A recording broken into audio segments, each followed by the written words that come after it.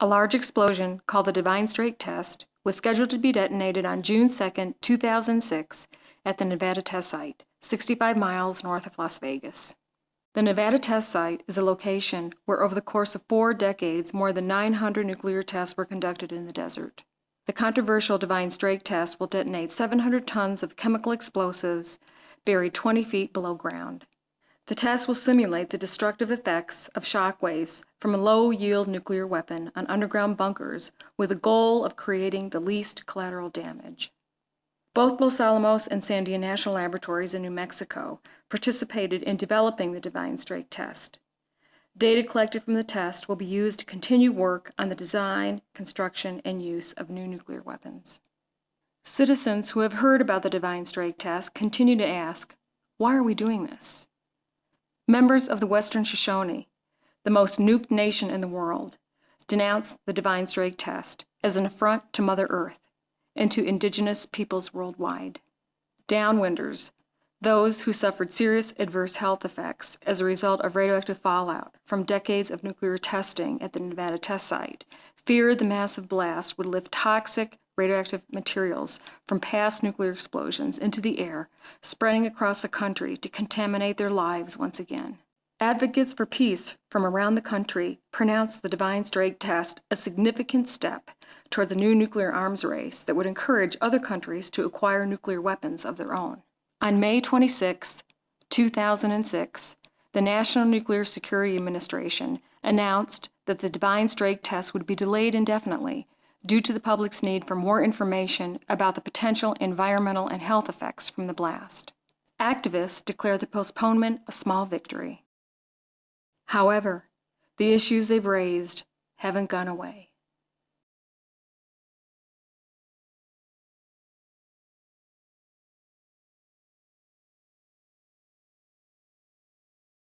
I'm Andy Lichterman, and I'm from the Western States Legal Foundation. We're based in Oakland, California. And I came down here today to support the protest against Divine Strake. And Divine Strake is a very large explosive test. They're going to blow up 700 tons of conventional mining explosive they're going to place in a hole. And one of its main purposes is to simulate the kind of effects that a low-yield nuclear blast would have on underground structures. And the purpose of the larger program, of which Divine Strake is one part, is to develop planning tools for the military to use to determine whether they want to use a nuclear weapon against certain kinds of targets and to plan and execute nuclear strikes. Well, when you're talking about the legal context for continuing U.S. nuclear weapons development,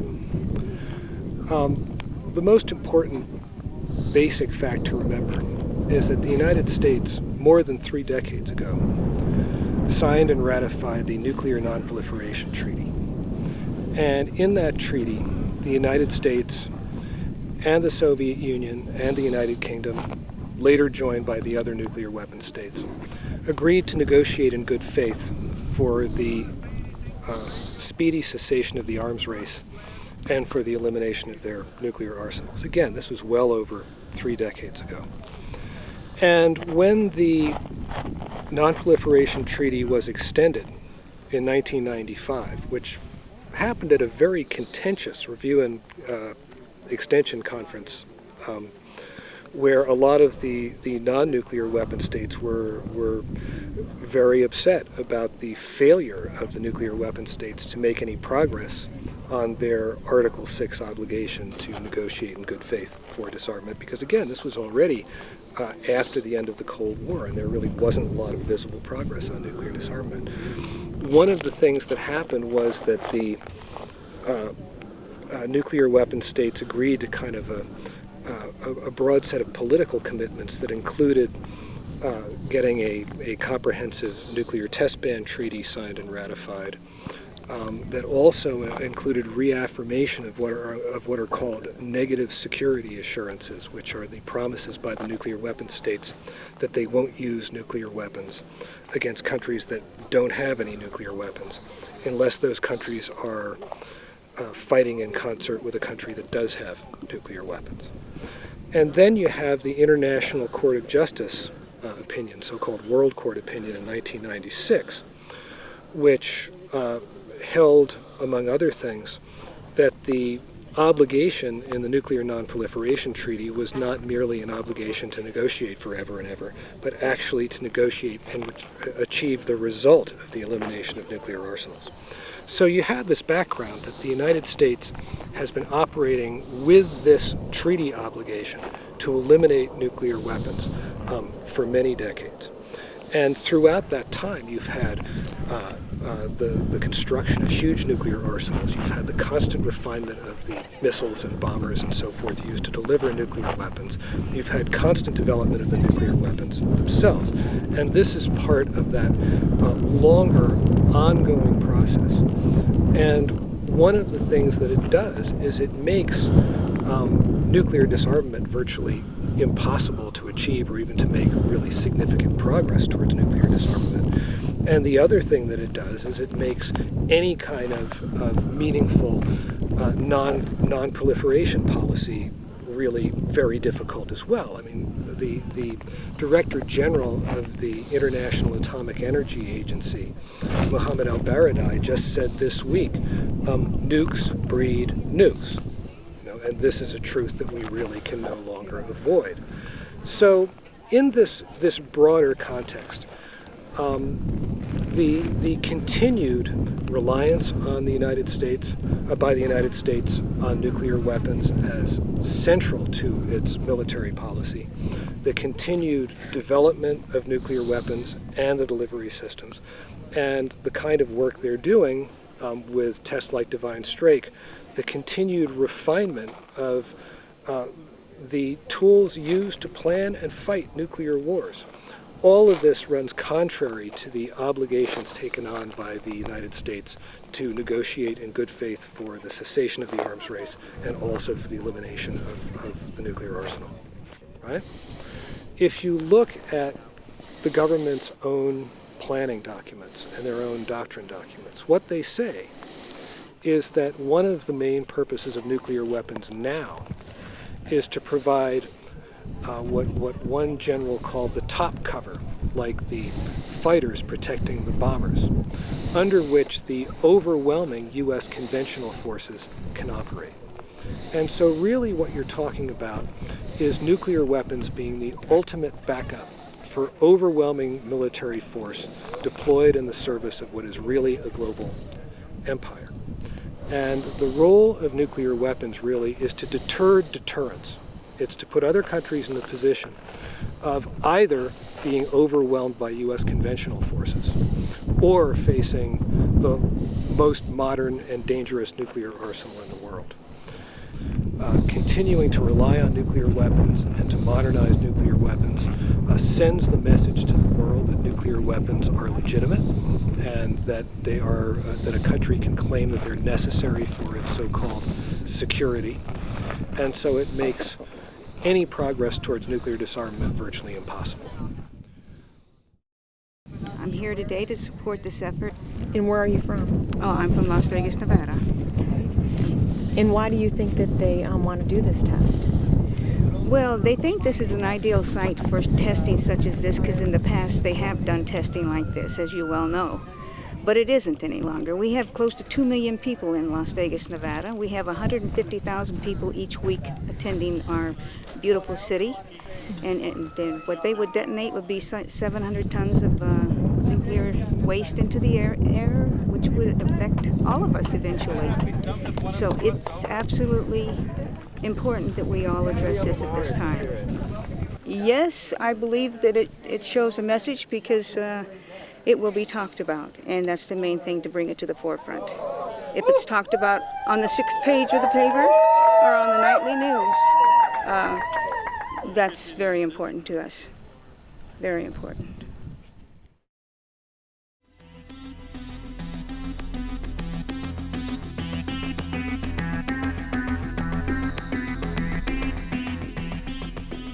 I am Troy Wade. I am a retired government official Las Vegas is home and has been home since 1958 when I went to work at the Nevada test site. And I am chairman of a thing called the Nevada Test Site Historical Foundation, which is the umbrella foundation that opened the Atomic Testing Museum a year ago this past February.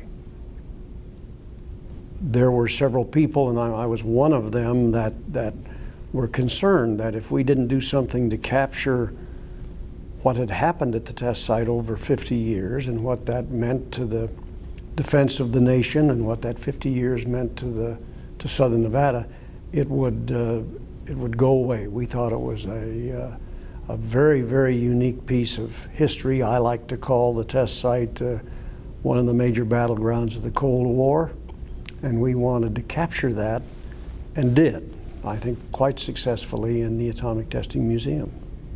What do people seem most interested in when they come to the museum here?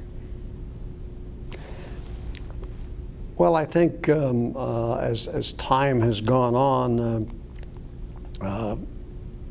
nuclear weapons have a kind of strange aura about them that people don't understand, and the museum is a way for them to understand that how they were developed and why they were developed, and to understand that they are in fact a weapon of war. They're a deterrent, and that they have been a successful deterrent because there's only been 2 used in anger. Those were the 2 drops on Japan, and since that time, I certainly believe that the fact that we've had nuclear weapons developed and tested at the Nevada test site have kept this country free. So there's a group of people to whom this is kind of fills in some blanks from the history books and from their schooling. The other audience, of course, are the local people, and 2 people who have been here for many, many years. The test site was a very large piece of this state's economy. It allowed a lot of things to happen because so much was going on at the test site. And you know, the test site's very large. It's 1,380 square miles. That's bigger than some states in the Union. And my memory is that about 6% of that area was contaminated on the surface from atmospheric nuclear testing. And 6% of 1,380 square miles is not very much. Plus it's on a reservation where access is absolutely strictly controlled. Now, some of it has been cleaned up. Some of the contamination that was off-site has been cleaned up. But after all these years, a lot of it has decayed also to where it's sort of background. So there has been cleanup done, but you can't clean up the residues of an underground nuclear test. There are the results of 828 underground nuclear tests captured in the rock under the test site. One of the things that I have said is that if you took every place in this country where we as a country had done something nuclear, you could clean them all up but one.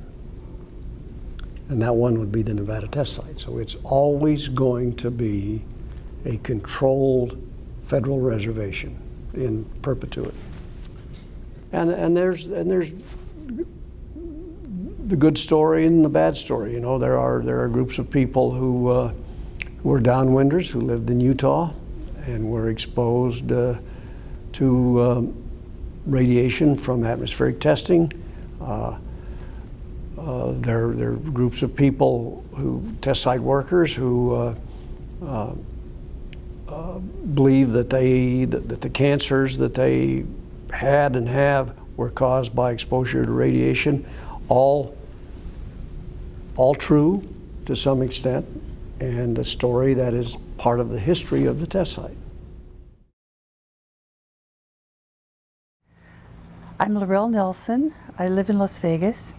I've lived here, the first time I came was in 1965, and I didn't hear much about the test site at that point. It was all pretty hush-hush. When I came back in 1970 to do some work here, it was pretty much the same thing, and then when I came back in 1980, by that time I'd traveled all around the state working for the State Arts Council, and I'd started to hear some stories about downwinders, about things that had happened with tests gone wrong, with tests that had dumped radiation where they weren't intending to dump it. And I started to get interested in the project. And that was when I first started demonstrating a little bit, although I haven't done a lot. Here in Nevada, we've been living with these kind of tests since 1951, and we've had hundreds of them. So it's a little bit more visible here, although there are many people in Las Vegas that don't even think about it. It's just not part of their everyday work. But when you think about what happens globally, and then you think about what happens locally, what's happening in New Mexico right now? What are the things that you need to be concerned about? Are they being covered in the newspapers? Where is your access? How are you going to find out about these things? Because they are going to affect you every day of your life from now on if you don't pay attention right now. It's really easy to forget about nuclear testing and the nuclear weapons complex in our regular day-to-day lives, because we've got to take the kids to soccer, we need to do this, that, and the other thing. But if we think about long-term, the nuclear question is one that's not going to go away, it's going to get worse, and we need to look at it right now. We need to look at it locally. We can't just say that's somebody else's problem. It's our problem, here in Las Vegas, in New Mexico, and around the world. My name's Janet Gordon. I'm a lifetime resident of southern Utah, grew up downwind of the Nevada nuclear test site. And I am the chairperson of Citizens Call, which is a citizen organization for radiation victims, and the co-chairperson of the National Committee for Radiation Victims, which is a coalition. First of all, I wanted to ask you, what is a downwinder? Okay, Sue, you want to know what a downwinder is. If you live downstream on a river, you live at the bottom of the stream. Upstream is where it starts. If it's nuclear fallout or fallout clouds, upwind is where it starts at the Nevada test site. Downwind is everywhere it goes, and it did go everywhere. What does it mean to be a downwinder? To be a downwinder is a legacy of lies and pain and death and fear. Fear for the future of what's going to happen to you, to your kids, to your grandkids, and when it's going to start again, and how much of death and destruction it's going to bring us next time. Can you tell me about some stories? The first manifestation that we had from the testing was people began to, they had trouble with their skin burns sometimes. They had animals die. But the first human effects that we saw were in birth defects, miscarriages. Those happened very early on. Then we began to see childhood leukemias. And leukemias was really the first cancers that began to show up. And then we began to see other kinds of cancer manifest themselves. Thyroid cancer was one that showed up. That's in the list of probability of cancer, of radiation-induced cancers. The number one cancer is thyroid cancer. Number two is leukemia, and number three is breast cancer. And we began to see a lot of those. Of course, there's a lot of different things cause breast cancer, as you know. But we began to get more than our share. And in fact, people who'd never had any cancers in their family ever began to see cancers. In the case of my own family, my brother, who was in his late teens, was exposed at our family ranch. It was during spring lambing, and he came into camp one night very ill. He had skin burns, serious skin burns on his skin. He said that it was like a ground fog back in the low brushy areas, and he'd ride his horse down into those brushy areas, and he could feel this on his skin, this cloud, and he could taste it. It had a metallic taste. And his horse would start to sweat and stumble and couldn't hardly go along, couldn't breathe good. And then when he'd get up on a ridge where there was a fresh wind blowing, then his horse seemed to be okay. But a few months later, his horse died from no apparent cause. He was a young horse, only 7 years old. And they never did find out what killed him. But we lost, my father says that he lost 8 or 9 horses that year. A lot of the sheep were born with defects, or they were aborted early. Very small lamb crop, and the ones that survived didn't survive well. The wool came out in patches. There were sores on the muzzles of the sheep's mouths, and my brother's hair began to come out in patches later on, and within a few years, well, about 5 years, he had developed cancer of the pancreas. It took him almost 5 years to die, and he was 26 years old when he died. One of the things that has happened to me recently is a sense of déjà vu that comes from finding out about a divine strake. And quite frankly, I have to tell you that really, really annoys me. There's nothing divine about nuclear weapons. Absolutely nothing. There's nothing holy, there's nothing divine. And it really offends me that they named it Divine Strake.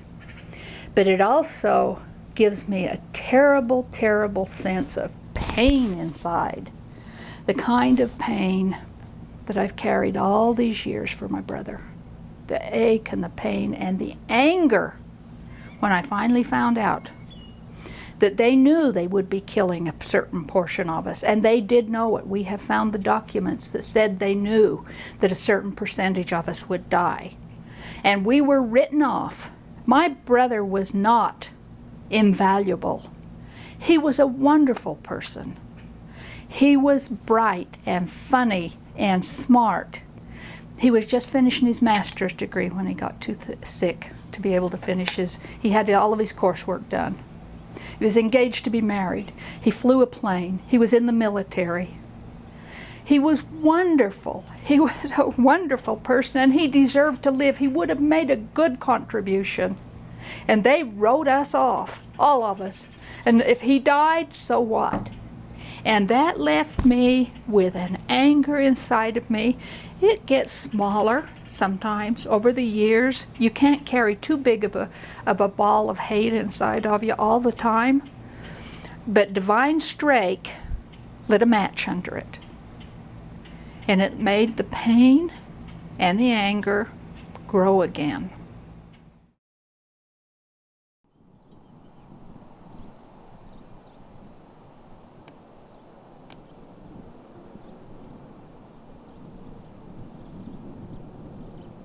Well, I think the information that we were given when they were doing the above ground testing, and even when it went underground, was so selective. And even when I was in school, what happened in Hiroshima was really glossed over. I think it was selective history. We've got a selective history we've been teaching here. We haven't owned up to a lot of the things we've done. Even people still say we saved a lot of lives by dropping the bomb in Hiroshima and Nagasaki. And I've been to those places, and when you hear the stories of the horror and what happened, I found myself being so grateful that I didn't have to run along a river looking for a charred child, or losing the whole family. But also I believe that we haven't been informed, maybe not just because the propaganda and the way we were being taught at that time, but a lot of it was selective by the people not to know, because once you know, it's a big burden. This isn't fun for me. This isn't what I want to do. I don't want to know this stuff. You can't not know. If it happens to you, you can't be silent about it. And the more you know, the harder it is to be quiet about it. So a lot of people don't want to know, because if they knew, they would have to actually do something. If you had a message or anything that you want to say to people during this interview who are watching this, I mean, what would you say? My message would be that you pay attention to what's happening in your community and in your country. If there's something you don't agree with, you have a right to stand up. We elect these people. You have congressmen, senators, you start there. You make phone calls, you write letters. People say to me, oh, you can't, how do you dare do that? When we elect these people, we can tell them what we want. I don't know what happened in my child that made me think that what I said mattered, but I believe. And I'm baffled sometimes when they're not listening and I'm saying something, I'm going, now why aren't you paying attention, listening to what I'm saying? What I say matters. Having the opportunity to meet with a lot of people in peace groups, they work very hard. And it is hard. It's like beating your head against the wall, because everywhere you turn, they come back with something. You know, they start up, they do something, they're making plans to dump waste. It never ends. But it will still continue unless everybody said, we've had enough, we're not going to do it. It's not that difficult to get yourself a titch informed about this subject. I wouldn't wish what had happened to our family on anyone, and I would hope that no one would have to go through it. But being ignorant of this, of what's happened, or being complacent isn't going to protect you either, because I would have been the same way, and that frightens me. I've often thought, if this hadn't happened to us, would I have just been going along letting it happen and not saying anything? And I'm afraid I would have. So in that respect, I wouldn't have missed this for anything, because I don't want to let something happen to my grandkids that I think I could have changed or had some part in changing. On February 22, 2007, the Defense Threat Reduction Agency announced its decision to permanently cancel the Divine Strake test following an onslaught of disapproval from the American public. Originally scheduled for June of 2006, the test had been postponed due to protests and legal actions taken by citizens. After that postponement, rumors began to surface that Divine Strake might be moved to Indiana or New Mexico. But activists in those states quickly organized and sent a flood of letters opposing any test to their congressional representatives, to newspapers, and to local leaders. In December 2006, DITRA resumed plans for conducting Divine Strake in Nevada and released a revised environmental assessment for the test. The assessment received immense public and political disapproval as citizens and leaders organized town hall meetings, attended hearings, and sent thousands of written comments to DITRA opposing the test. 2 weeks later, Divine Strake was canceled. The termination of Divine Strake is a victory for citizens and downwind communities. It's also a victory for Indigenous people. But does this victory delay the development of a strategy for using nuclear weapons in a preemptive first strike? If the administration's policies for preemptive war do not change, and if members of Congress approve funding for programs like Divine Strake, our nation's defense agencies and weapons labs will continue to conduct military research aimed at destroying underground targets using nuclear weapons. Divine Strake is an example of how people can make a difference. Stand up, speak out, and be a part of the change.